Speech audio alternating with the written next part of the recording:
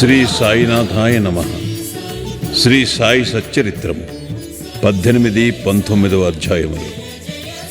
హేమట్ పంతును బాబా ఎట్లు ఆమోదించి ఆశీర్వదించెను. సాఠే గారి కథ, దేశ్ముఖ్ గారి భార్య కథ, సద్విచారములను ప్రోత్సహించి సాక్షాత్కారమునకు దారి చూపుట, ఉపదేశములో వైవిధ్యము, నిందగూర్చి బోధ, కష్టమునకు కూలి. గత 2 అధ్యాయములలో బ్రహ్మజ్ఞానమును అభిలషించి ఒక ధనికుని బాబా ఎట్లు ఆదరించెనో హేమట్ పంతు వర్ణించెను. రాబో 2 అధ్యాయములలో హేమట్ పంతును బాబా ఎట్లు ఆమోదించి ఆశీర్వదించెనో, బాబా ఎట్లు తమ భక్తులలో మంచి ఆలోచనలు ప్రేరేపించి మోక్షమునకు మార్గము చూపుచుండెనో, ఆత్మోన్నతి గూర్చి, పరనిందా వాక్యములు గూర్చి, ఇతరుల కష్టములకు ఇవ్వవలసిన ప్రతిఫలమును గూర్చి బాబా వారి ప్రబోధములెట్టివో వర్ణింతుము. ప్రస్తావన: సద్గురువు మొట్టమొదట తన శిష్యుల యోగ్యతను కనిపెట్టి వారి మనస్సు కలత చెందకుండా తగిన బోధ చేసి తుదకు వారి లక్ష్యమైన ఆత్మసాక్షాత్కారమునకు దారి చూపునన్న విషయము అందరికీ తెలిసినదే. ఈ విషయములో సద్గురువు బోధించిన దానిని ఇతరులకు వెల్లడి చేయరాదని కొందరనిదరు. అట్లు గురువు బోధించిన దానిని వెల్లడి చేసినచో ఆ బోధలు నిష్ప్రయోజనములగునని వారి ఆలోచన. ఇది సరి అయినది కాదు. సద్గురువు వర్షాకాలపు మేఘము వంటివారు. వారు తమ అమృతతుల్యములైన బోధనలను పుష్కలముగా విశాల ప్రదేశములందు కురిపించెదరు. వానిని మనం అనుభవించి హృదయమునకు తృప్తికరముగా జీర్ణించుకుని పిమ్మట నిస్సంకోచముగా ఇతరుల మేలు కొరకు వెల్లడి చేయవలెను. ఇది వారు మన జాగ్రత్తావస్థలోనే కాక స్వప్నావస్థలో కూడా తెలియజేయ విషయములకు వర్తించును. తన స్వప్నమందుగరిన రామరక్షా స్తోత్రమును బుధ కౌశిక ఋషి ప్రచురించిన ఉదాహరణము నిచ్చట స్మరించవలను. ప్రేమగల తల్లి గుణమిచ్చు చేదైన ఔషధములను బిడ్డ మేలు కొరకే బలవంతముగా గొంతులోనికి త్రోయినట్లు ఆధ్యాత్మిక విషయములను బాబా తన భక్తులకు బోధించువారు. వారి మార్గము రహస్యమైనది కాదు, అది బహిరంగమైనది. వారి బోధలను అనుసరించిన భక్తుల ధ్యేయము నెరవేరడిది. సాయిబాబా వంటి సద్గురువులు మన జ్ఞాననేత్రములను తెరిపించి ఆత్మ యొక్క దైవీ సౌందర్యములను చూపి మన కోరికలను నెరవేర్చెదరు. ఇది జరిగిన పిమ్మట మన ఇంద్రియ విషయవాంఛలు నిష్క్రమించి వివేక వైరాగ్యములను జంట ఫలములు చేతికి వచ్చును. నిద్రలో కూడా ఆత్మజ్ఞానము మొలకెత్తును. సద్గురువుల సహవాసము చేసి వారిని సేవించి వారి ప్రేమను పొందినచో నిదంతయు మనకు లభించును. భక్తుల కోరికలు నెరవేర్చు భగవంతుడు మనకు తోడ్పడి మన కష్టములను బాధలను తొలగించి మనలను సంతోషపెట్టును. ఈ అభివృద్ధి పూర్తిగా సద్గురుని సహాయము వలననే జరుగును. సద్గురువును భగవంతుని వలె కొలువవలెను. కాబట్టి మనము సద్గురువును వెతకవలెను, వారి కథలను వినవలెను, వారి పాదములకు సాష్టాంగ నమస్కారము చేసి వారి సేవ చేయవలెను. ఇక ఈ అధ్యాయములోని ముఖ్య కథను ప్రారంభించదము. సాఠే అనున్నతుడు ఒకప్పుడు మిక్కిలి పలుకుబడి కలిగి ఉండెను. కాలాంతరమున వ్యాపారములో చాలా నష్టము పొందెను. అంతేకాక మరికొన్ని సమస్యలు అతనిని చీకాకుపరిచెను. అందుచేనతడు విచారగ్రస్తుడయ్యను, విరక్తి చెందెను. మనస్సు చెడి చెంచలమగుటిచే ఇల్లు విడిచి చాలా దూరము పోవాలననుకొనెను. మానవుడు సాధారణముగా భగవంతుని గూర్చి చింతించడు గాని కష్టములు, నష్టములు, దుఃఖములు చుట్టుకొనినప్పుడు భగవంతుని ధ్యానము చేసి విముక్తి పొందుటకు ప్రార్థించెను. వాని పాపకర్మలు ముగియవేళకు భగవంతుడు వానికొక యోగీశ్వరునితో కలుసుకొనుట సంభవింపచేయును. వారు తగిన సలహానిచ్చి వాని క్షేమమును చూచెదరు. సాఠే గారికి కూడా అట్టి అనుభవము కలిగెను. అతని స్నేహితులు షిరిడీకి వెళ్ళమని సలహా ఇచ్చిరి. అచ్చట సాయిబాబాను దర్శించి అనేక మంది శాంతి పొందుచుండెరి. వారి కోరికలు కూడా నెరవేరుచుండెను. సాఠే గారికి ఇది నచ్చెను. వెంటనే 1917వ సంవత్సరంలో షిరిడీకి వచ్చాను. అచ్చట శాశ్వత బ్రహ్మవలే స్వయం ప్రకాశుడై నిర్మలుడు శుద్ధ స్వరూపుడునగు సాయిబాబాను చూచిన వెంటనే అతనికి మనశ్చాంచల్యము తగ్గిపోయి శాంతి కలిగెను. వాని పూర్వజన్మ పుణ్యము వలన బాబా యొక్క పవిత్రమైన పాదసేవ లభించెను. అతడు గొప్ప మనోబలము గలవాడుకుటచే వెంటనే గురుచరిత్రము పారాయణము మొదలుపెట్టాను. 7 రోజులలో చరిత్ర చదువుట పూర్తి కాగానే బాబా ఆనాడు రాత్రి అతనికొక దృష్టాంతమును చూపాను. అది ఇట్లుండెను. బాబా గురుచరిత్రము చేతిలో పట్టుకొని దానిలోని విషయములను ఎదుట కూర్చున్న సాఠేకు బోధించుచున్నట్లు అతను దానిని శ్రద్ధగా వినుచున్నట్లు చూపాను. సాఠే నిద్ర నుంచి లేచిన వెంటనే కలను జ్ఞాపకముంచుకొనెను. మిగులు సంతోషించాను. అజ్ఞానమనే నిద్రలో గుర్రు పెట్టి నిద్రపోవచ్చున్న తన వంటి వారిని లేపి గురుచరితామృతమును రుచిచూపుట బాబా యొక్క దయార్థ హృదయమే కదా అనుకొనెను. ఆ మరుసటి దినము ఆ దృశ్యమును కాకాసాహెబ్ దీక్షితుకు తెలియజేసి దాని భావమేమైయుండునో సాయిబాబాను అడిగి తెలుసుకునమనెను. 1 సప్తాహము చాలునో లేక ఇంకొక సప్తాహము పారాయణము చేయవలెనో కనుగొనమనెను. కాకాసాహెబ్ సమయము చూచి బాబాను ఇట్లడిగాను. ఓ దేవా, ఈ దృశ్యము వలన సాఠేకు ఏమని చెప్ప నిశ్చయించితివి? అతడు ఊరుకొనవలెనా లేక ఇంకొక సప్తాహము పారాయణము చేయవలెనా? అతడు అమాయక భక్తుడు. అతని కోరిక నెరవేరవలను. అతనికి దృష్టాంతమును బోధించవలను. వానిని ఆశీర్వదింపుడు అనెను. అందుకు బాబా, అతడు గురుచరిత్రం ఇంకొక సప్తాహము పారాయణ చేయవలను. ఆ గ్రంథమునే జాగ్రత్తగా పఠించినచో అతడు పావనుడగును, మేలు పొందగలడు. భగవంతుడు ప్రీతి చెంది వానిని ప్రపంచబంధముల నుండి తప్పించును అనెను. ఆ సమయమున హేమాడ్ పంత్ అచ్చట ఉండి బాబా కాళ్ళు నొత్తుచుండెను. బాబా పలుకులు విని అతడు తన మనస్సులో ఇట్లనుకొనెను. సాఠే 1 వారమే పారాయణ చేసి ఫలితమును పొందెనా? నేను 40 సంవత్సరముల నుంచి పారాయణ చేయుచున్నాను, కానీ నాకు ఫలితం లేదు కదా. అతడిక్కడ 7 దినములు మాత్రమే నివసించాను. నేను 7 సంవత్సరముల నుంచి ఉన్నాను. నా ప్రయత్నములు నిష్ఫలమా ఏమి? చాతకపక్షి మేఘము నుంచి పొడు నీటి బిందువునికై కనిపెట్టుకుని ఉన్నట్లు నేను కూడా బాబా తమ దయామృతమును నాపై వర్షించెదరని, వారి బోధనలచే నన్ను ఆశీర్వదించెదరని కనిపెట్టుకుని ఉన్నాను. ఈ ఆలోచన వాని మనస్సులో మెదిలిన వెంటనే బాబా దానిని గ్రహించెను. భక్తుల మనస్సులలో నుండి ఆలోచనలన్నీ బాబా గ్రహించడివారు. అంతేకాక చెడ్డ ఆలోచనలను అణచుచు మంచి ఆలోచనలను ప్రోత్సహించువారు.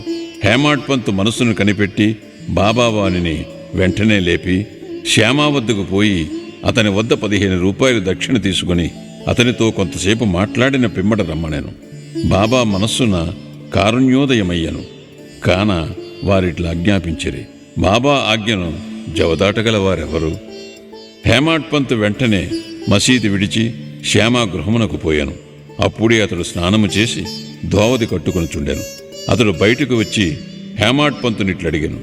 మధ్యాహ్నహారతి సమయమందు మీరిక్కడ ఎలయున్నారు? మీరు మసీదు నుండి వచ్చిచున్నట్లున్నదే. మీరేల చికాకుతో చంచలముగనున్నారు? మీరొంటరిగా వచ్చినారేలా? కొంతసేపు కూర్చొని విశ్రాంతి చెందుడు. నా పూజను ముగించుకుని వచ్చేదను. ఈలోగా తాంబూలము వేసుకునుడు. పిమ్మట ఆనందముగా కొంతసేపు కూర్చొని మాట్లాడుకొనిదెము. ఇట్లనుచూ అతడు లోనికి పోయాను. హేమాడ్ పంత్ ముందర వసారాలో కూర్చొనెను.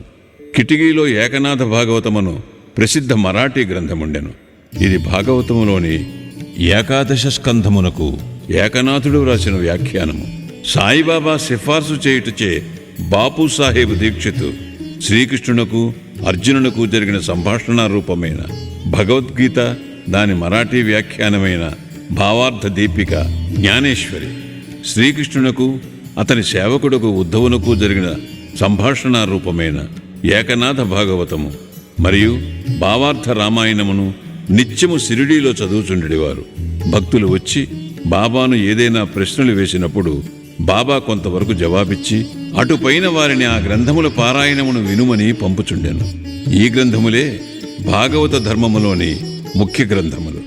భక్తులు బాబా ఆజ్ఞానుసారము ఆ సత్సంగములకు పోయి ఆ గ్రంథములు వినినప్పుడు వారి ప్రశ్నలకు సంతృప్తికరమైన సమాధానములు లభించుచుండెను. హేమాడ్ పంత్ కూడా నిత్యము ఏకనాథ భాగవతమును పారాయణము చేయువాడు.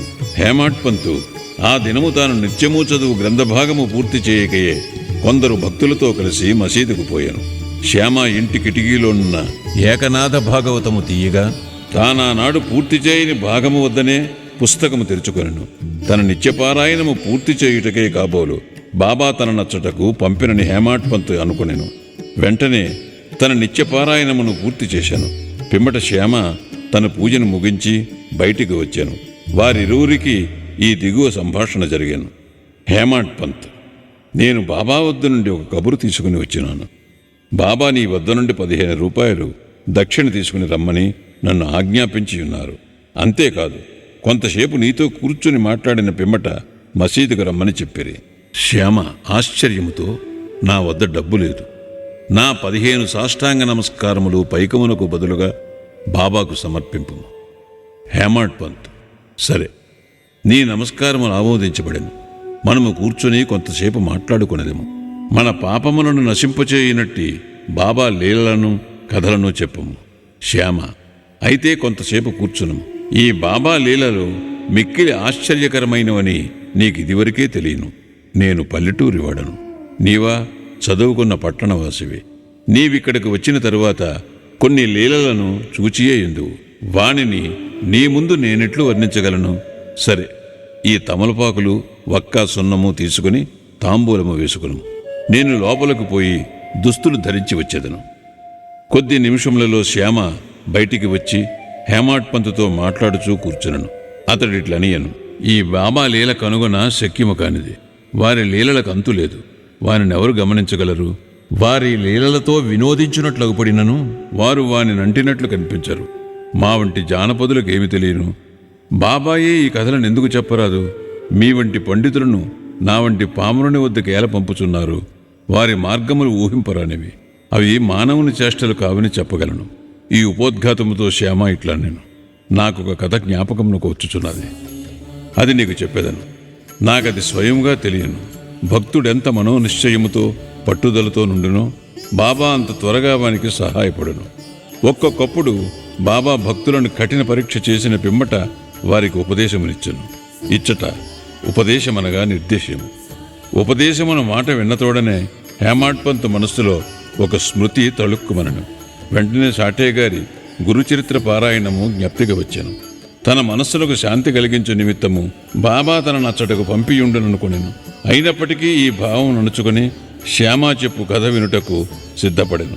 ఆ కథలన్నయు బాబాకు తన భక్తులందెట్టి దయాదాక్షిణ్యములు కలవో తెలుపును. వానిని వినగా హేమాడ్ పంతుకు ఒక విధమైన సంతోషము కలిగాను. శ్యామ ఈ దిగువ కథను చెప్పదొడంగాను. శ్రీమతి రాధాబాయి దేశ్ముఖ్. రాధాబాయి అను ఒక ముసలమ్మయుండెను. ఆమె కాశ్యాబా దేశ్ముఖ్ గారి తల్లి. బాబా ప్రఖ్యాతి విని ఆమె సంగమనేరు గ్రామ ప్రజలతో కలిసి షిరిడీకి వచ్చాను. బాబాను దర్శించి మిక్కిలి తృప్తి చెందాను. ఆమె బాబాను గాఢముగా ప్రేమించాను. బాబాను తన గురువుగా చేసుకుని ఏదైనా ఉపదేశమును పొందవలనని మనోనిశ్చయము చేసుకునేను. ఆమెకు ఇంకేమీ తెలియకుండాను. బాబా ఆమె సంకల్పమును ఆమోదించక తనకు మంత్రోపదేశము చేయనిచో ఉపవాసముండి చచ్చెదనని మనోనిశ్చయము చేసుకునెను. ఆమె తన బసలోనే ఉండి భోజనము నీరు మానివేశెను. అట్లు 3 రోజులు గడిచెను. ఆమె పట్టుదలకు శ్యామ భయపడి ఆమె పక్షమున బాబాతో ఇట్లంటిని: దేవా, మీరేమి ప్రారంభించితిరి? నీవనేక మందినిచ్చటకు ఈడ్చెదవు. ఆ ముదుసలిని నీ వెరుగియే ఉందువు. ఆమె మిక్కిలి పట్టుదలగలది. ఆమె నీపైన ఆధారపడి ఉన్నది. ఆమె చచ్చు వరకు ఉపవసింప నిశ్చయించుకుని ఉన్నది. నీవు ఆమెను అనుగ్రహించి ఉపదేశమిచ్చినంత వరకు ఆమె తన నిరాహార దీక్షను మానదు. ఆమెకేమైనా హాని జరిగినచో ప్రజలు నిన్నే నిందింతురు.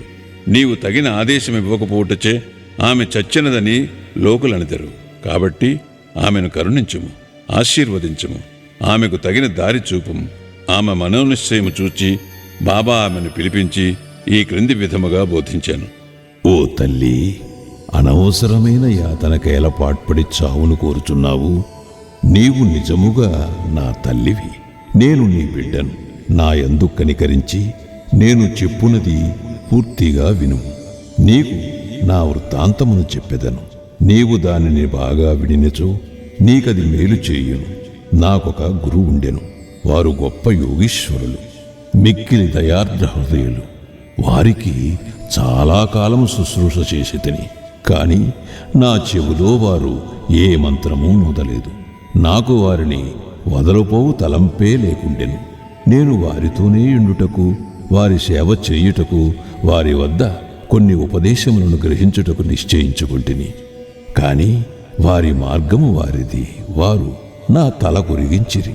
నా నుండి 2 పైసలు దక్షిణ ఎడిగిరి. నేను దానిని వెంటనే వారికి సమర్పించి తిని. మీ గురువుగారు పూర్ణకాములైనచో వారు మిమ్ములను దక్షిణ అడుగునేలా, వారు నిష్కాములని ఎట్లనిపించుకుందురు అని నీవు అడగవచ్చును. దానికి సమాధానము సూటిగా చెప్పగలను. వారు డబ్బును లక్ష్యపెట్టేవారు కారు. ధనముతో వారు చేయునదేమున్నది? వారు కోరిన 2 కాసులలో ఒకటి నిష్ఠ, రెండవది సంతోష స్థైర్యములతో కూడిన ఓరిమి. నేనీ రెంటినీ వారికి అర్పించి తిని వారు ప్రసన్నులైరి. నా గురువును అట్లు 12 సంవత్సరములు సేవించి తిని వారే నన్ను పెంచి పోషించిరి. భోజనమునకు గాని వస్త్రములకు గాని నాకు లోటు లేకుండెను. వారు పరిపూర్ణులు. వారు ప్రేమావతారమని చెప్పవచ్చును. ఆ ప్రేమను నేనెట్లు వర్ణించగలను? వారు నన్ను మిక్కిలి ప్రేమించెడివారు.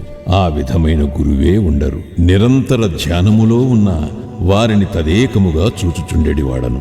మేమిద్దరము ఆనందములో మునిగెడివారము. రాత్రింబవళ్ళు నిద్రాహారములు లేక నేను వారి వైపు దృష్టిని నిగడ్చి తిని వారిని చూడనిచో నాకు శాంతి లేకుండెను. వారి ధ్యానము, వారి సేవ తప్ప నాకింకొకటి లేకుండెను. వారే నా ఆశ్రయము. నా మనస్సు ఎల్లప్పుడూ వారి యందే నాటుకుని ఉండేది. ఇదియే వారడిగిన దక్షిణలో 1 పైసా. సబూరి అనున్నది 2వ పైసా. నేను మిక్కిలి సంతోషముతో చాలా కాలము కనిపెట్టుకుని వారి సేవ చేసి తిని ఈ ప్రపంచమనే సాగరమును సబూరి అను ఓడ నిన్ను సురక్షితముగా దాటించును. సబూరి అనున్నది అత్యంత ఉత్తమ లక్షణము.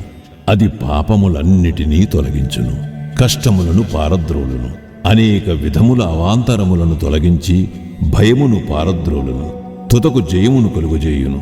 సబూరి అనున్నది సుగుణములకు గని, మంచి ఆలోచనకు తోడు వంటిది. నిష్ఠ, సబూరి అనునవి అన్యోన్యమైన అక్కచెల్లండ్ర వంటివి. నా గురువు నా నుండి ఇతరమేమీ ఆశించి ఉండలేదు. వారు నన్ను ఉపేక్షింపక సర్వకాల సర్వావస్థలయందు కాపాడుచుండెడివారు. నేను వారితో కలిసి ఉండెడివాడను. ఒక్కొక్కప్పుడు వారిని విడిచియుండినను వారి ప్రేమకు ఎన్నడూనూ లోటు కలుగలేదు. వారు తమ దృష్టి చేతనే నన్ను కాపాడుచుండెడివారు. తాబేలు తన పిల్లలను కేవలము తన దృష్టితో పెంచునట్లు నన్ను కూడా మా గురువు తమ దృష్టితో పోషించుచుండెడివారు. తల్లి తాబేలు 1 ఒడ్డున ఉండును, బిడ్డ తాబేలు 2వ ఒడ్డున ఉండును. తల్లి తాబేలు పిల్ల తాబేలుకు ఆహారము పెట్టుట గాని పాలిచ్చుట కాని చెయ్యదు. తల్లి తన పిల్లలపై తన దృష్టిని పోనిచ్చును. పిల్లలెదిగి పెద్దవి అగును. అటులనే మా గురువు కూడా తమ దృష్టిని నా యందు నిలిపి నన్ను ప్రేమతో కాపాడిరి. ఓ తల్లి, నా గురువు నాకు మంత్రమేమీ ఉపదేశించలేదు. అటువంటప్పుడు నేను నీ చెవిలో మంత్రమెట్లు ఊదగలను? గురువు యొక్క ప్రేమమయమైన తావేలు చూపే మనకు సంతోషమునిచ్చునని జ్ఞాపకముంచుకునుము. మంత్రము గాని ఉపదేశము గాని ఎవ్వరి వద్ద నుండి గాని పొందుటకు యత్నించకము. నీ ఆలోచనలు, నీవు చేయు పనులు నా కొరకే వినియోగించము. నీవు తప్పక పరమార్థమును పొందెదవు. నా వైపు సంపూర్ణ హృదయముతో చూడుము. నేను నీ వైపు అట్లనే చూచెదను. ఈ మసీదులో కూర్చుని నేను నిజమునే చెప్పెదను. నిజము తప్ప మరేమియూ మాట్లాడను. ఏ సాధనలు గాని 6 శాస్త్రములలో ప్రావీణ్యము గాని అవసరము లేదు. నీ గురువునందు ప్రేమ విశ్వాసములు నుంచుము. గురువే సర్వమును చేయువాడనియు కర్తయనియు పూర్తిగా నమ్మము. ఎవరైతే గురువు యొక్క మహిమను గొప్పతనమును గ్రహించెదరో, ఎవరైతే గురుని బ్రహ్మ విష్ణు మహేశ్వర స్వరూపుడని ఎంచెదరో వారే ధన్యులు. ఈ ప్రకారముగా ఉపదేశించి బాబా ఆ ముసలమ్మను ఒప్పించాను. ఆమె బాబాకు నమస్కరించి ఉపవాసమును వదులుకొనెను. ఈ కథను జాగ్రత్తగాను శ్రద్ధగాను విని దాని ప్రాముఖ్యమును సందర్భమును గుర్తించి హేమాడ్ పంతు మిక్కిలి ఆశ్చర్యపడెను. ఈ ఆశ్చర్యకరమైన బాబా లీలను చూచి అతను ఆపాదమస్తకము పులకరించాను. సంతోషముతో నుప్పొంగాను. గొంతుగా ఆరిపోయాను. ఒక్క మాటైనా మాట్లాడుటకు చేత కాకుండెను. శ్యామ అతనిని ఈ స్థితిలో చూచి, ఏమి జరిగినది? ఏల ఊరుకున్నావు? అట్టి బాబా లీలలు నీకెన్ని వర్ణింపవలను అని అడిగాను. అదే సమయమందు మసీదులో గంట మ్రోగాను. మధ్యాహ్న హారతి పూజ ప్రారంభమయ్యరని గ్రహించిరి. కనుక శ్యామ హేమంత్ పంతులిద్దరూ మసీదుకు త్వరగా పోయిరి. బాపూసాహెబ్ జోగు అప్పుడే హారతి ప్రారంభించాను. స్త్రీలు మసీదు నిండిరి. దిగువ ఖాళీ జాగాలో పురుషులు నిండిరి. అందరూ బాజా భజంత్రీలతో ఒకే వరుసతో హారతి పాడుచుండిరి. బాబాకు కుడివైపు శ్యామ, ముందర హేమంత్ పంతు కూర్చున్నది. వారిని చూచి బాబా హేమంత్ పంతును శ్యామ ఇచ్చిన దక్షిణ ఇమ్మనెను. శ్యామ రూపాయలకు బదులు నమస్కారములు ఇచ్చిననియు, శ్యామ ప్రత్యక్షముగా గలడు గనుక అడగవచ్చుననెను. బాబా ఇట్లనెను, సరే, మీరిద్దరూ కొంతసేపు మాట్లాడుకుంటిరా? అట్లయినచో మీరేమి మాట్లాడుకునినారో చెప్పుము. గంటల చప్పుడును, మధ్యల శబ్దమును, పాటల ధ్వనిని లెక్కింపక హేమంత్ పంతు బాబాకు జరిగినదంతయు చెప్పుటకు ఆతురతపడెను. తాము ముచ్చటించినదంతయు తనకు చాలా ఆనందము కలుగుజేసినదనియు, ముఖ్యముగా ముసలమ్మ కథ మిక్కిలి ఆశ్చర్యము కలుగుజేసినదనియు, దానిని విని బాబా లీలలు అగోచరములని తెలుసుకుంటుననియు, ఆ కథ రూపముతో తన్ను బాబా ఆశీర్వదించరని హేమంత్ పంతు చెప్పాను. అప్పుడు బాబా, కథ చాలా అద్భుతమైనది. నీవిటిలో ఆనందించితివి? నాకా విషయమై వివరములన్నీ చెప్పుము. అప్పుడు హేమంత్ పంత్ తానింతకు ముందు విన్న కథను పూర్తిగా బాబాకు వినిపించి, అది తన మనమునందు శాశ్వత ప్రభావమును కలిగించినదని చెప్పాను. ఇది విని బాబా మిగుల సంతసించెను. ఆ కథ నీకు నచ్చినదా? దాని ప్రాముఖ్యమును నీవు గుర్తించితివా అని బాబా హేమంత్ పంతును అడిగాను. అవును బాబా, నా మనశ్చాంచల్యము నిష్క్రమించినది. నాకు నిజమైన శాంతి, విశ్రాంతి కలిగినది. సత్యమార్గమును కనుగొనగలిగితిని అని హేమంత్ పంతు బదులిచ్చాను. బాబా ఇట్లు చెప్పాను, నా పద్ధతి మిక్కిలి విశిష్టమైనది. ఈ ఒక్క కథను జ్ఞప్తి ఎందుంచుకును. అది మిక్కిలి ఉపయోగించును. ఆత్మసాక్షాత్కారమునకు ధ్యానము అవసరం. దానిని అలవరుచుకున్నచో వృత్తులన్నీయు శాంతించును. కోరికలన్నీయు విడిచి నిష్కామివై నీవు సమస్త జీవరాశియందు గల భగవంతుని ధ్యానింపుము. మనస్సు ఏకాగ్రమైనచో లక్ష్యము నెరవేరును. సదా నా నిరాకార స్వభావమును ధ్యానింపుము.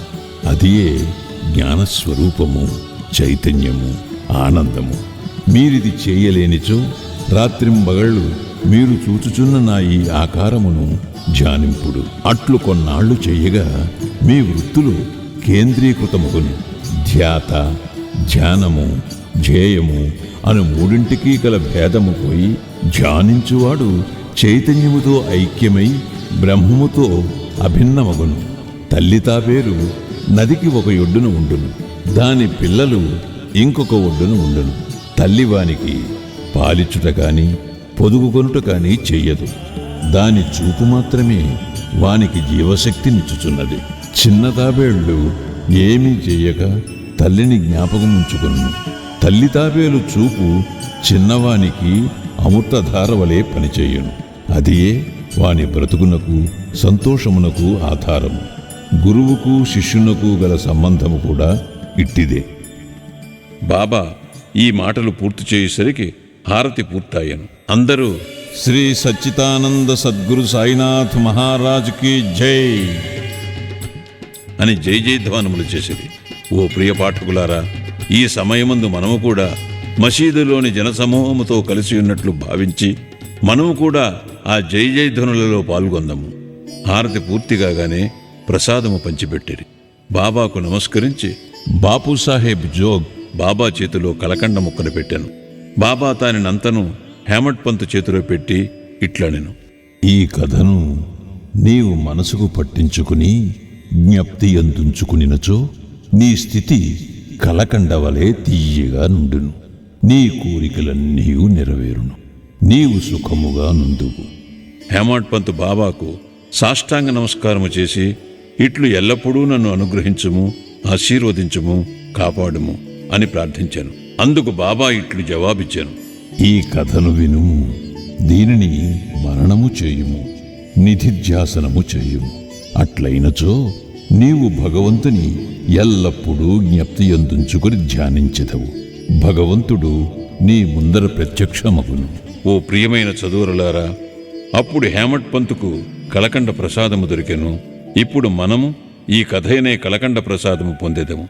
దానిని హృదయపూరితముగా సేవించి ధ్యానించి మనస్సును నిలిపెదము. అట్లు బాబా కృపచే బలముగాను సంతోషముగాను ఉండెదము. తదాస్తు. 19వ అధ్యాయము చివర హేమాడ్ పంత్ కొన్ని ఇతర విషయములను చెప్పియున్నారు. అవి ఈ దిగువ పొందుపరిచితిమి. మన ప్రవర్తన గూర్చి బాబా ఉపదేశము. ఈ దిగువ చెప్పిన బాబా పలుకులు సాధారణమైనవి అయినప్పటికీ అమూల్యములు. వానిని మనస్సునందుంచుకుని అట్లే చేసినచో అవి మనకు మేలు చేయును. ఏదైనా సంబంధం ఉండనిదే ఒకరు ఇంకొకరి వద్దకు పోరు. ఎవరు గాని ఎట్టి జంతువు కాని నీ వద్దకు వచ్చినచో నిర్దాక్షిణ్యముగా వానిని తరిమివేయకుము. వానిని సాదరముగా చూడుము. దాహము గల వారికి నీరిచ్చినచో, ఆకలితో ఉన్నవారికి అన్నము పెట్టినచో, బట్టలు లేని వారికి బట్టలిచ్చినచో, నీ ఇంటి వసారా ఇతరులు కూర్చుండుటకు విశ్రాంతి తీసుకొనుటకు వినియోగించినచో నిశ్చయముగా భగవంతుడు మిక్కిలి ప్రీతి చెందును. ఎవరైనా ధన సహాయము కోరి నీ వద్దకు వచ్చినచో నీకిచ్చుట ఇష్టము లేకున్నా నీవు ఇవ్వనక్కరలేదు. కాని వానిపై కుక్కవలే మొరగవద్దు. ఇతరులు నిన్నెంతగా నిందించినను నీవు కఠినముగా జవాబు నిప్పకుము. అట్టి వానిని నీవెల్లప్పుడూ ఓర్చుకునినచో నిశ్చయముగా నీకు సంతోషము కలుగును. ప్రపంచము తలకిందులైనప్పటికీ నీవు చెలించకుము. నీవున్న చోటనే స్థైర్యముగా నిలచి నెమ్మదిగా నీ ముందర జరుగుతున్న నాటకమును చూచుచుండుము. నీకు నాకు మధ్యగల గోడను నిర్మూలించుము. అప్పుడు మనమిద్దరము కలిగి మార్గము ఏర్పడును. నాకు నీకు భేదము గలదనుటే భక్తుని గురువునకు దూరముగా నుంచుచున్నది. దానిని నశింపచేయనిచో మనకు ఐక్యత కలుగదు. అల్లా మాలిక్ భగవంతుడే సర్వాధికారి. ఇతరులెవరూ మనలను కాపాడువారు కారు. భగవంతుని మార్గము అసామాన్యము, మిక్కిలి విలువైనది, కనుగొన వీలులేనిది.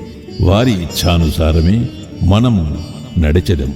మన కోరికలను వారు నెరవేర్చెదరు, మనకు దారి చూపెదరు. రుణానుబంధముచే మనమందరము కలిసితిమి. ఒకరికొకరు తోడ్పడి ప్రేమించి సుఖముగాను సంతోషముగాను ఉందుముగాక.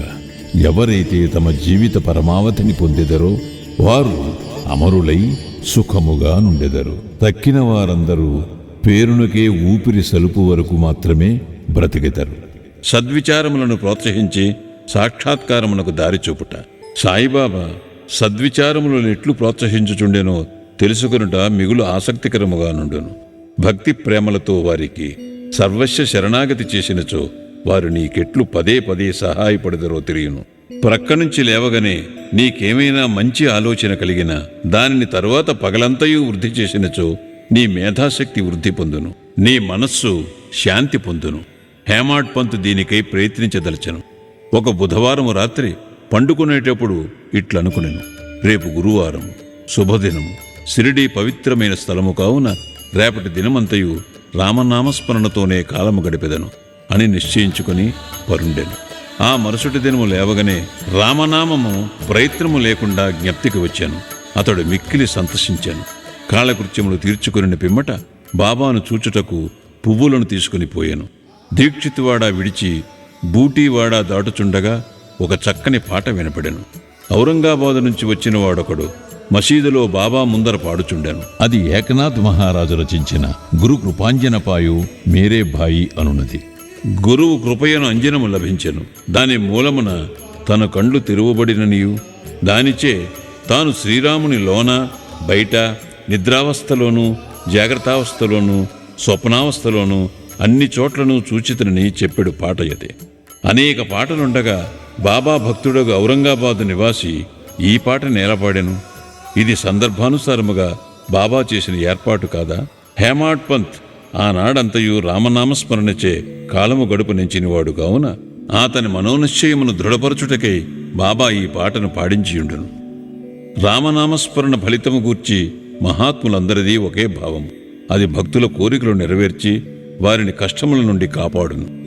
ఉపదేశములో వైవిధ్యము, నిందగూర్చి బోధ. శ్రీ సాయి బోధనకు ప్రత్యేక స్థలము గాని ప్రత్యేక సమయము గాని అక్కరలేదు. సందర్భ అవసరములను బట్టి వారి ప్రబోధము నిరంతరము జరుగుచుండెను. ఒకనాడు ఒక భక్తుడు ఇంకొక భక్తుని గూర్చి పరోక్షముగా ఇతరుల ముందు నిందించుచుండెను. ఒప్పులు విడిచి భక్త సోదరుడు చేసిన తప్పులనే ఎన్నుచుండెను. మిక్కిలి హీనమైన అతని దూషణలు విన్నవారు విసిగిరి. అనవసరముగా ఇతరులను నిందించుటచే అసూయ, దురభిప్రాయము మొదలుగునవి కలుగును. యోగులు నిందలను ఇంకొక విధముగా భావించెదరు. మలినమును పోగొట్టుటకు అనేక మార్గములు కలవు. సబ్బుతో మాలిన్యమును కడుగవచ్చును. పరులను నిందించు వాని మార్గము వేరు. ఇతరుల మలినములను వాడు తన నాలుగుతో శుభ్రపరచును. ఒక విధముగా వాడు నిందించువానికి సేవ చేయుచున్నాడు. ఎట్లన వాని మలినమును వీడు తన నాలుగుతో శుభ్రపరచుచున్నాడు. కావున తిట్టబడినవాడు తిట్టిన వానికి కృతజ్ఞతలు తెలుపవలను. అట్లు పరనిందకు పాల్పడిన వారిని బాబా సరిదిద్దిన పద్ధతి విశిష్టమైనది. నిందించువాడు చేసిన అపరాధమును బాబా సర్వజ్ఞుడొకటిచే గ్రహించాను. మిట్ట మధ్యాహ్నము బాబా లెండీ తోటకు పోవునప్పుడు వాడు బాబాను దర్శించాను. బాబా వానికి ఒక పందిని చూపి ఇట్లనెను, చూడుము, ఈ పంది అమేధ్యమును ఎంత రుచిగా తినుచున్నదో నీ స్వభావము కూడా అట్టిదే. ఎంత ఆనందముగా నీ సాటి సోదరుని తిట్టుచున్నావు. ఎంతయో పుణ్యము చేయగా నీకీ మానవ జన్మ లభించినది. ఇట్లు చేసినచో షిరిడీ దర్శనము నీకు తోడ్పడునా? భక్తుడు నీతిని గ్రహించి వెంటనే పోయెను. ఈ విధముగా బాబా సమయము వచ్చినప్పుడెల్లా ఉపదేశించుచుండెడివారు. ఈ ఉపదేశములను మనస్సునందుంచుకొని పాటించినచో ఆత్మ సాక్షాత్కారము దూరము కాదు. ఒక లోకోక్తి కలదు, నా దేవుడున్నచో నాకు మంచముపైన కూడా బువ్వ పుట్టును. అది భోజనము, వస్త్రములను గూర్చి చెప్పినది. ఎవరైనా దీనిని ఆధ్యాత్మిక విషయమే నమ్ముకొని ఊరుకున్నచో చెడిపోయేదరు. ఆత్మ సాక్షాత్కారమునకై సాధ్యమైనంత పాటుపడవలను. ఎంత కృషి చేసినా అంత మేలు. బాబా తాను సర్వాంతర్యామినని చెప్పిడేవారు. అన్నిటియందు అనగా భూమి, గాలి, దేశము, ప్రపంచము, వెలుతురు, స్వర్గములందు వారు గలరు. ఆయన అనంతుడు. ఆ కనిపించడి 3.5 మూరల దేహమే బాబా అని అనుకున్న వారికి పాఠము చెప్పుటకే వారు ఈ రూపముతో అవతారమెత్తిరి. బాబాకు సర్వస్వ శరణాగతి చేసి అహర్నిశలు వారినే ధ్యానించినచో చక్కెర, తీపి, కెరటములు, సముద్రము, కన్ను, కాంతి కలిసి ఉన్నట్లే శ్రీ సాయితో తదాత్మీయతను పొందెదరు. ఎవరైతే చావు పుట్టుకుల నుండి తప్పించుకొనుటకు ప్రయత్నించెదరో వారు శాంతము, స్థిరమైన మనస్సుతో ధార్మిక జీవనము గడుపవలను. ఇతరుల మనస్సు బాధించినట్లు మాట్లాడరాదు. మేలొనరించు పనులనే చేయుచుండవలను. తన కర్తవ్య కర్మలను ఆచరించుచు భగవంతునికి సర్వస్వ శరణాగతి చేయవలను. వాడు దేనికి భయపడనవసరము లేదు. ఎవరైతే భగవంతుని పూర్తిగా నమ్మెదరో, వారి లీలలను విని ఇతరులకు చెప్పెదరో, ఇతర విషయములేమియూ ఆలోచించరో వారు తప్పక ఆత్మసాక్షాత్కారము పొందుదరు. అనేక మందికి బాబా తన నామమును జ్ఞప్తియందుంచుకుని శరణు వేడుమన్ను. తానెవరు అనుదానిని తెలుసుకునగోరు వారికి శ్రవణమును మననమును చేయుమని సలహా ఇచ్చడివారు. కొందరికి భగవన్నామమును జ్ఞప్తియందుంచుకునమనువారు. కొందరికి తమ లీలలు వినుట, కొందరికి తమ పాదపూజ, కొందరికి ఆధ్యాత్మ రామాయణము, జ్ఞానేశ్వరి మొదలగు గ్రంథములు చదువుట, కొందరికి తమ పాదముల వద్ద కూర్చునమనుట, కొందరిని ఖండోపా మందిరమునకు పంపుట, కొందరికి విష్ణు సహస్రనామములు, కొందరికి చాందోగ్యోపనిషత్తు, భగవద్గీత పారాయణ చేయమని విధించుచుండెను. వారి ఉపదేశములకు పరిమితి లేదు, అడ్డు లేదు. కొందరికి స్వయముగా ఉపదేశమునిచ్చేవారు, కొందరికి స్వప్నములో నిచ్చేవారు. ఒక త్రాగుబోతుకు స్వప్నములో కనిపించి ఛాతీపైన కూర్చుని అదుముచు ఇక ఎన్నడూ త్రాగనని అతడు వాగ్దానము చేసిన పిమ్మట వదిలేరి. కొందరికి స్వప్నములో గురుబ్రహ్మాది మంత్రార్థములు బోధించిరి. ఒకడు హఠయోగము చేయుచుండగా దానిని మానుమనిది. వారి మార్గములను చెప్పుట కలవి కాదు. ప్రపంచ విషయములలో తమ ఆచరణలే ఉదాహరణముగా బోధించువారు. అట్టి వానిలో ఒకటి పనికి తగిన ప్రతిఫలం. బాబా ఒకనాడు మిట్ట మధ్యాహ్నం రాధాకృష్ణమాయి ఇంటి సమీపమునకు వచ్చి, నిచ్చెన తీసుకొని రమ్ము అనెను. ఒకడు పోయి దానిని తెచ్చి ఇంటికి చేరవేశాను. బాబా వామన్ గోండ్కర్ ఇంటి పైకప్పు ఎక్కి రాధాకృష్ణమాయి ఇంటి పైకప్పును దాటి ఇంకొక ప్రక్క దిగెను. బాబా అభిప్రాయమేమో ఎవరికీ తెలియలేదు. రాధాకృష్ణమాయి మలేరియా జ్వరముతో నుండెను. ఆమె జ్వరమును తొలగించుటకే బాబా ఇట్లు చేసియుండునని అనుకొనిరి.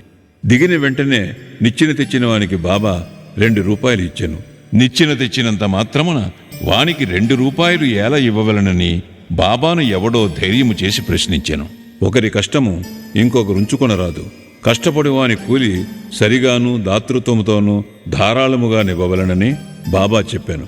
బాబా సలహా ప్రకారము ప్రవర్తించినచో కూలివాడు సరిగా పనిచేయును. పని చేయించేవాడు, పని చేసేవారులు కూడా సుఖపడెదరు. సమ్మెలకు తావుండదు. మదుపు పెట్టువానికి, కష్టపడి కూలి చేయువాండ్రకు మనస్పర్ధలుండవు. 18, 19 అధ్యాయములు సంపూర్ణము. సద్గురు శ్రీ సాయినాథార్పణమస్తు. శుభం భవతు.